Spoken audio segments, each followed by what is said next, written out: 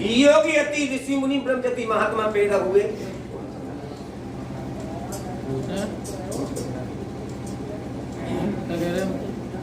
प्यारे भाइयों, आज हम आप लोगों के समक्ष बड़ा ही मार्मिक क्या सुनाने जा रहे हैं।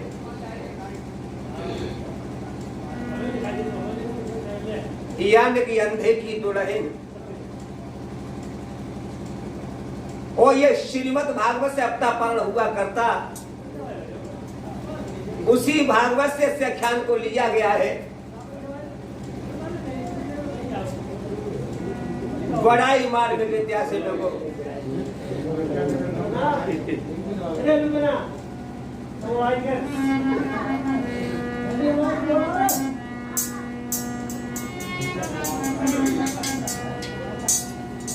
कथा का रसास्वादन करें। कैसे राजा हुए,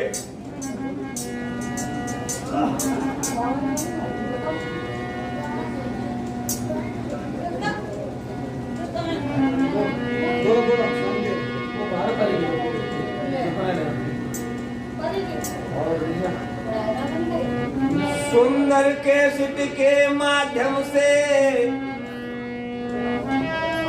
कथा कराऊं ज्ञात। भारत भूमि में हुआ एक राजा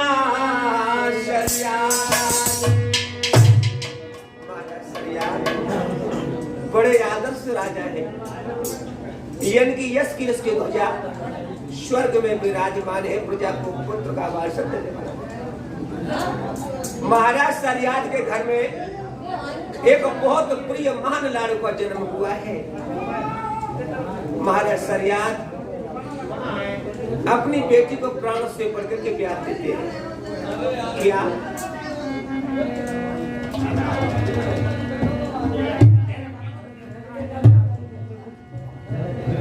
उस लड़की का नाम है सुकन्या। हाय हाय, क्या नीतिवान सरियाद धर्म के साथ चले अनुगामी।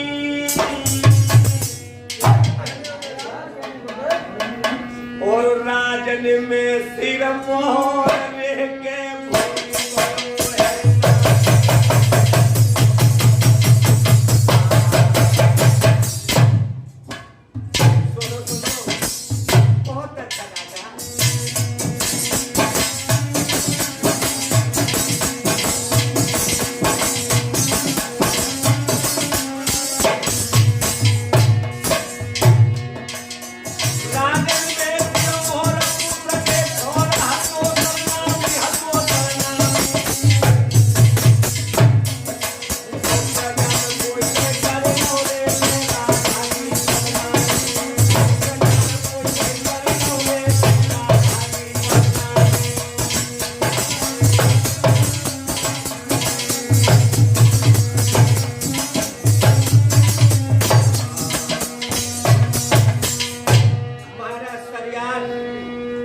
बड़े सुंदर राजा है। इनके घर में एक बहुत प्रिय महान लाड़ू का जन्म हुआ है। उस लड़की का नाम है सुकन्या। हाय हाय, महाराज सरियाद अपनी बेटी सुकन्या को प्राण से बढ़कर के प्यार देते हैं। इधर हुआ क्या,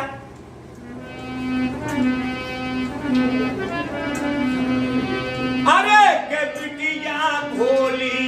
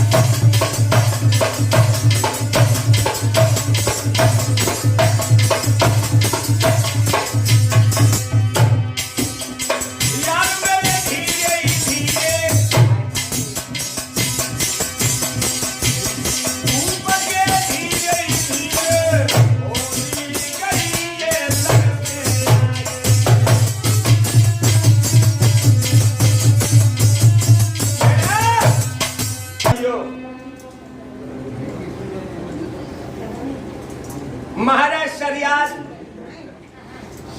एक समय का जिक्र है। महाराज शरियात अपनी बेटी को लेकर के जंगल बिहार के लिए निकले।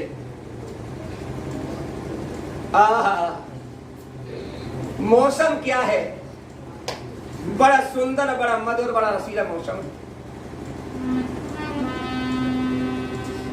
और वह 12 साल की लड़की भी उनके साथ है। हाय हाय, कुछ हम उम्र की लड़की के साथ सहेलियां भी साथ हैं। मौसम क्या है, कौन सा महीना है?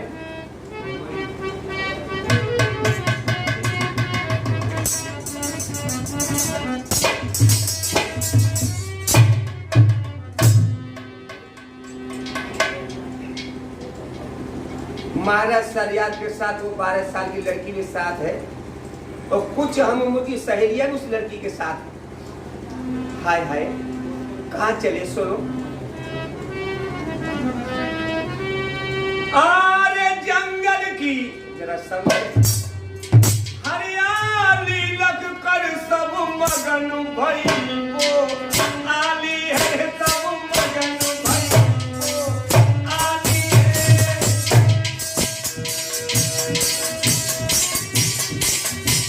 पपिया की प्यू प्यू प्यू है, ओ राजा, ओ राजा।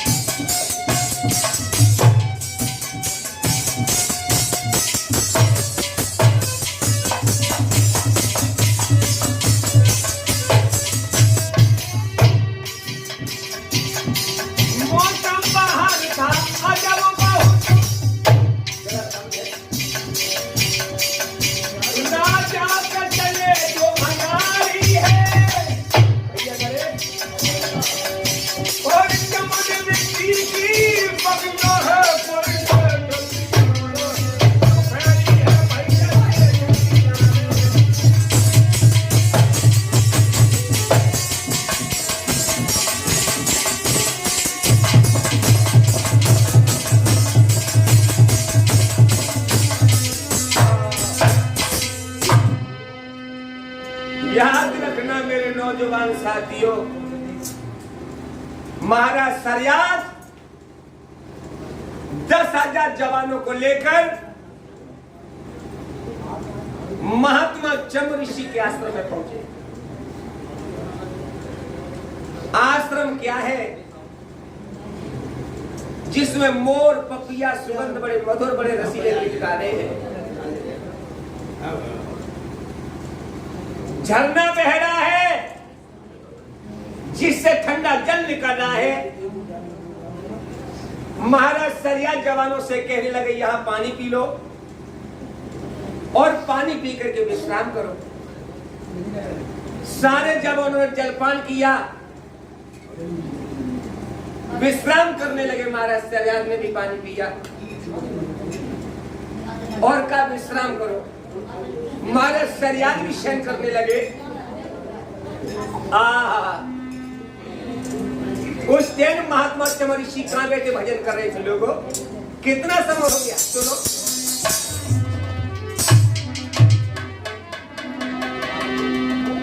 आरे 10,000 बरस से हुई गई रे करी लम्हाई का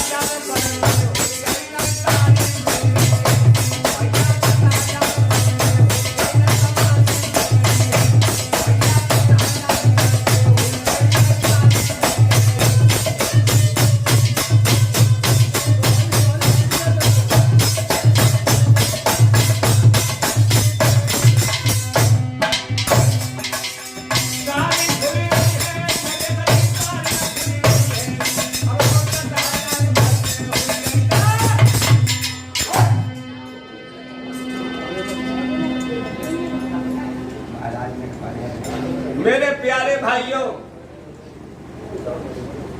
सारी फौज को नींद आ गई, महाराज सरियाद को भी नींद आ गई। मगर भैया 12 साल की लड़की को नींद नहीं आई। अपनी हम की सहेलियों से कहने लगी, बहन हाँ, देखो महात्मा जी का कितना सुंदर पावन स्थान है ना। ठीक कह रही हो बहन, चलो सुबगिया को जरा घूम करके ना देख।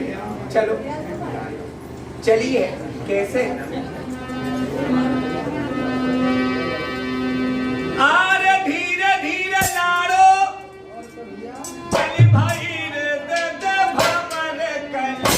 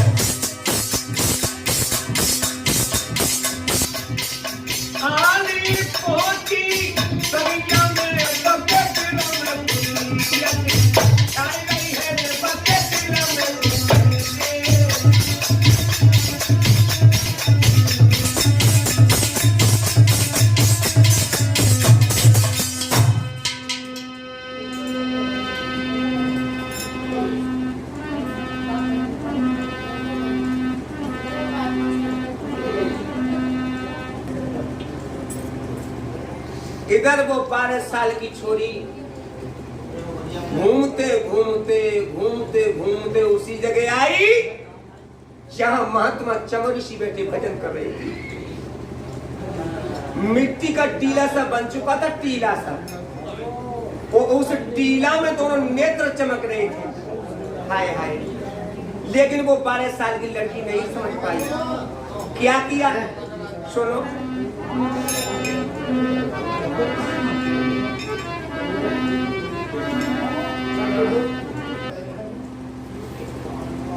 इधर वो 12 साल की लड़की घूमते घूमते घूमते घूमते उसी जगह आ गई जहां महात्मा चमर ऋषि बैठे भजन कर रहे थे।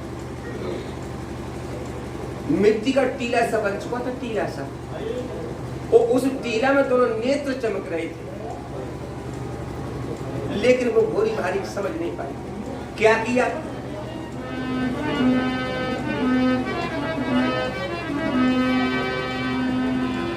एक लकड़ी लई उठाई रे लड़की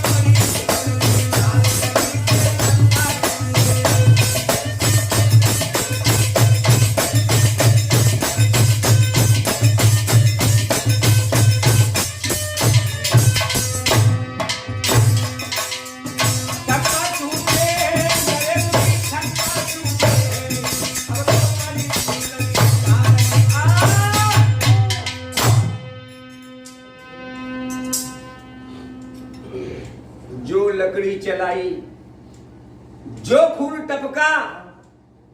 दोस्तों, उस लड़की ने वो लकड़ी वहीं डाल दी और चुप आकर के अपने बाप के पास लेट गई। उसने अपने पिता से नहीं कहा कि मैंने महात्मा के नेत्र फोड़े, लेकिन भक्तों ध्यान रखना, संत की निंदा करे नर नाश भरे। संत की बुराई करने से क्या आपको चैन मिल सकता है? कदापि हो सकता।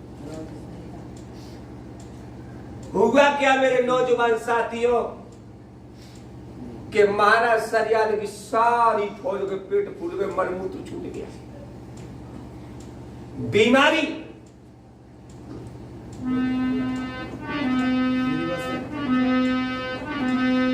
अरे क्या पूरी भाई अभी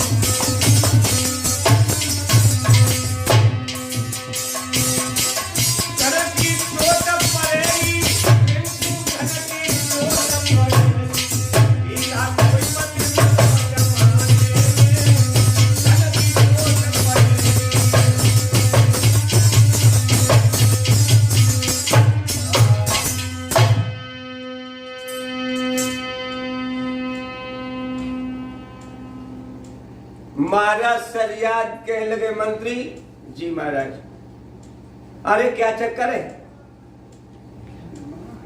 महात्मा चमन ऋषि की बगिया में रोगी आता था, लेकिन वो निरोग हो जाता था। आज बात क्या है? मेरी सारी फौज बीमार पड़ गई। मंत्री कहने लगा, महाराज हमें जब बगिया में किसी छिपे हुए महात्मा घात लग रहा है, चलो बगिया को घूम करके न देखें। मेरे नौजवान साथियों, जब बगिया को जब घूम करके देखा है, महात्मा जी को मिट्टी के टीला से इधर उधर करके बाहर को निकाला है।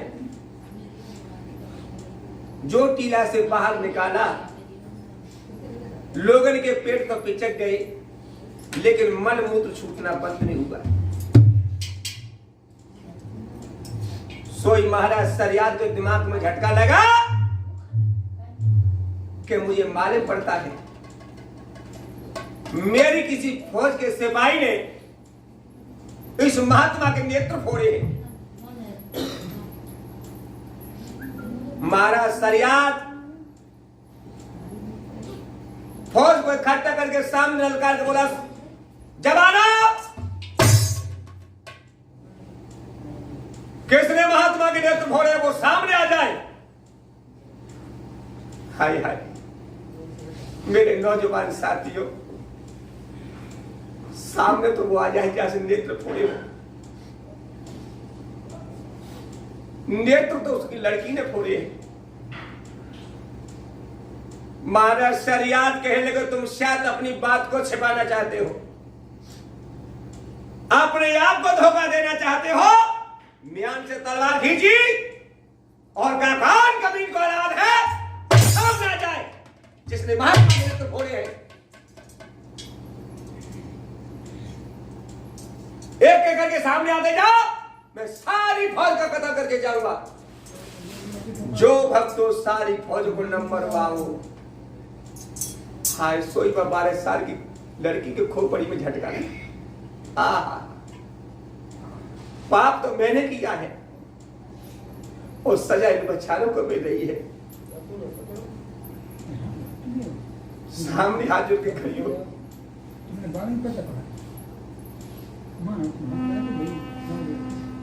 मुझे माफ कर दो, हमें माफ कर दो। कौन हो? पिताजी मुझे माफ कर दो। सुकन्या, सुकन्या। हाँ पिताजी, क्या बात है? मुझे माफ कर दो पिताजी। अरे तुम रो रही हो? हाँ, क्यों? मुझे क्षमा कर दो।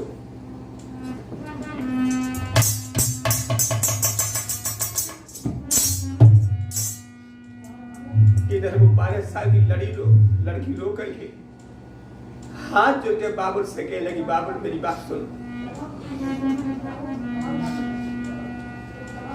रो करके लड़की बोली,